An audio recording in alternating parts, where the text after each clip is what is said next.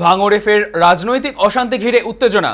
ভাঙড় ২ নম্বর ব্লকের হাতিশালা এলাকায় তৃণমূল কর্মীকে মারধরের অভিযোগ উঠল আইএসএফ সমর্থকদের বিরুদ্ধে। স্থানীয় সূত্রে জানা গিয়েছে, সোমবার সন্ধ্যায় হাতিশালায় বসেছিলেন আশরাফুল মোল্লা নামে এক তৃণমূল কর্মী। অভিযোগ, হঠাৎ কয়েকজন আইএসএফ কর্মী সেখানে পৌঁছে আশরাফুলকে ঘিরে ধরে বেধড়ক মারধর করে। গুরুতর জখম অবস্থায় তাকে জিরেনগাছা প্রাথমিক স্বাস্থ্যকেন্দ্রে নিয়ে যাওয়া হয়। এই ঘটনার ঠিক আগের রাতে একই এলাকায় আইএসএফ কর্মী জাহাঙ্গীর আলমকে মারধরের অভিযোগ উঠেছিল তৃণমূলের বিরুদ্ধে।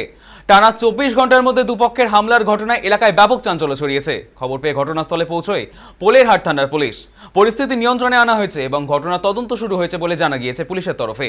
এলাকায় ফের অশান্তির আবহ ছড়িয়ে পড়ার বাড়তি সতর্কতা জারি রয়েছে।